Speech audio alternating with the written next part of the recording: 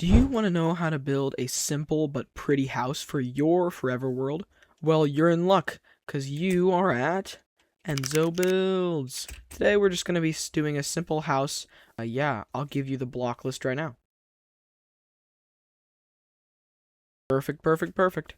Alrighty, let's get into it. So first we're going to be starting with that white wool, and we're just going to do a border. Any size, really. Now that we've got our box, it can really be any size. We are going to just add some corners of this wool higher than the rest of it. Alright, and now that we've got that, we remove a couple in the middle.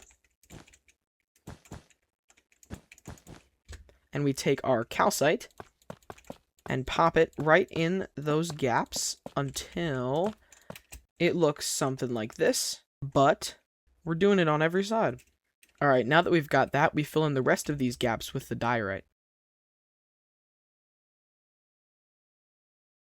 Now that we've got that all filled out, I say we add some windows and doors. So I'm going to choose this as my front. I go ahead and do a 3x2 hole. And then for windows, I usually do a 3x2 hole, but one up from the ground, one apart, and do the same. And if I want a little variation, I'll do some 4x2 windows on another side of the house. I say that looks pretty great.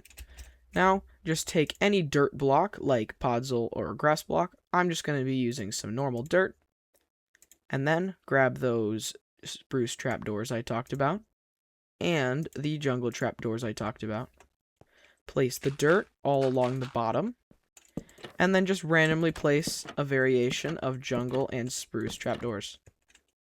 Now that we're done with that, all you got to do is grab any plants, just like I said, maybe some grass, maybe some flowers, maybe some bushes, and then just place that throughout this little flower bed that we've made. And there we go. Pretty simple flower bed. Now that I've done that everywhere I want, we're just going to go ahead, clear our inventory, and then go down here to the bamboo, grab the bamboo trapdoors, the bamboo doors, and the bamboo fence gates, just like I said. First, we go ahead and add the bamboo trapdoors to the tops here, and then the tops here. And if you did similar to what I did, I like to add bamboo trapdoors all along the top of the 4x4 windows, and then another layer right underneath that.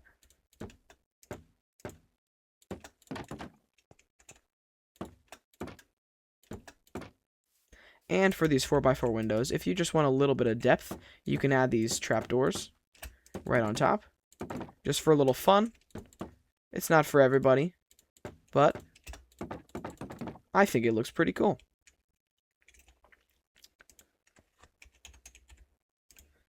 Then you're going to want to grab your scaffolding and place it in any empty spaces of the windows.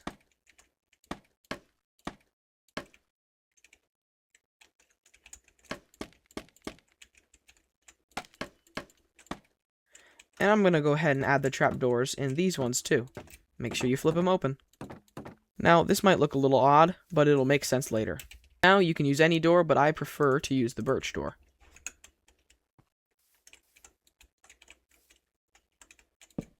And there we have it.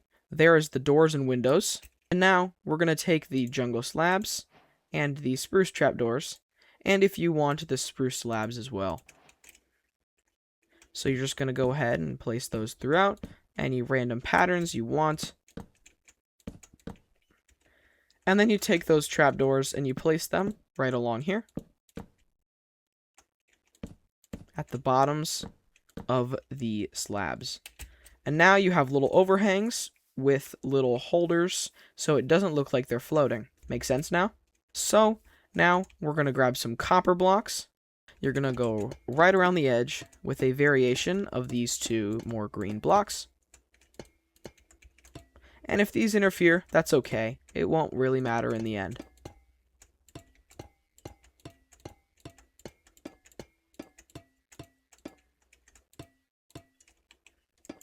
And like I said, it can be any variation of the slabs. This part is not very consistent.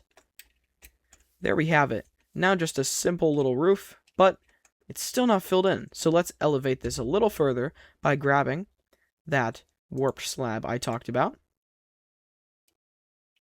the prismarine slab I talked about, and the grass block. It'll all make sense in the end. So first, grab that prismarine slab and vary it with the warp slab. Now that you have that down, do an entire layer of just the warped slab. So start in the corner, place one up, and then you can just go around 1/2 block up. Now that we have that, there's a gradual fade from light to dark, and if you really want to, you can add some of the waxed weathered cut copper slab inside of this layer just for a smoother blend.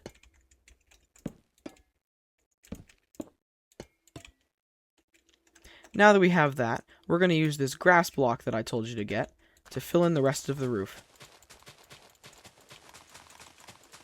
Now you may be asking, what's the point of a grass roof? You won't even see it. Well, the point is, you can grab foliage like moss blocks, leaves, grass, and flowers, and add them to your roof. And it can be a super cool foliaged roof, full of life, instead of just a boring wooden roof or a boring stone roof. I would prefer blue flowers because it is a blue roof, but you can go with anything because after all, it is your build. I occasionally like to make the vines go down the sides of the house from up top, adding a couple pieces of moss block in between and some grass around the edges. And before we're done, I like to add a chimney like that, which just consists of some tuff and some deep slate. And there you have it, ladies and gentlemen, a different, quirky, foliage-filled house that'll be perfect for your starter base. See you all next time. I really hope you enjoyed.